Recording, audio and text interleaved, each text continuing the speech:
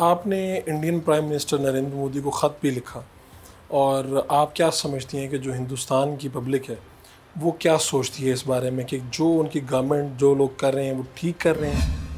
देखिए, हिंदुस्तान के साथ मैंने जब ख़ास तौर पे यासीन साहब भूख हड़ताल पे चले गए थे, 2 दफ़ा वो गए हैं क्योंकि उनको फ़िज़िकली और मेंटली बहुत टॉर्चर किया जा रहा है। और फिर कैद तन्हाई में एक ऐसे शख्स को जिसको पिछले 35 ईयर्स से बचपन से फ़िज़िकल टॉर्चर बहुत ज़्यादा किया है कि उस एक-एक हड्डी जिस्म के एक-एक हिस्से पे मैंने खुद देखा हुआ है कि उनके ऊपर कितने मार्क्स हैं उनकी बॉडी के ऊपर, और उनको बर्न किया हुआ है और क्या-क्या नहीं ज़हर दिया हुआ है इनको अर्ली 90s में हिंदुस्तान की स्टेट ने जेल के अंदर। और उनको ब्लड फूड पॉइजनिंग हो गई थी, फिर मेटालिक हार्ट वाल्व हो गया, और 3-4 दफ़ा तो ये ग्लोबली डिक्लेयर्ड डेड हुए हैं। और फिर अल्लाह ताला ने इनको फिर ज़िंदगी दी, इनका सांस वापस आया, 5th स्टोरी से ये इन्होंने छलांग मारी। फिर इनको बाद उनको जिस तरह हॉस्पिटल से इनके दोस्तों ने वहाँ से निकाला, मॉर्चरी में था इनको डेड बॉडी बना के रखा हुआ था। फिर इनका ऑपरेशन डल लेक पे हुआ।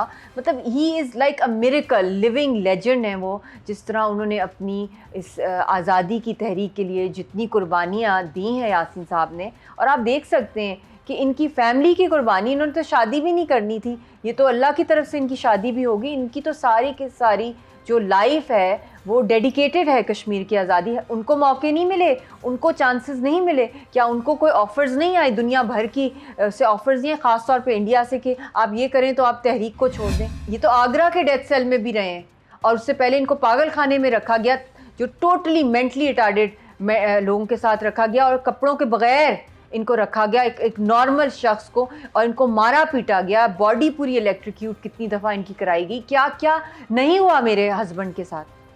तो ये तो मैं कहती हूँ कि अभी भी जो मैंने लेटर लिखा है ये इसलिए लिखा था क्योंकि उनकी हालत इतनी वीक है, और वो उस तरह की भूख हड़ताल नहीं करते जो फैशनी भूख हड़ताल है कि लेट जाओ और 7 ड्रिप लगवा लो। ये बाकायदा 30-30 दिन का रिकॉर्ड तोड़ा हुआ है इन्होंने, जब इन्होंने भूख हड़तालें पहले भी की। तो क्या जवाब तो आया? जवाब उनका कोई जवाब नहीं आया। उन्होंने यासीन साहब का डिमांड थी कि उनको फिजिकली प्रोड्यूस किया जाए कोर्ट के अंदर, जम्मू के अंदर। ये तो NIA का केस है दिल्ली में, जम्मू में भी इन्होंने इनके खिलाफ 35 ईयर ओल्ड पुराने जाली मुकदमे वहाँ खोले हुए फांसी के।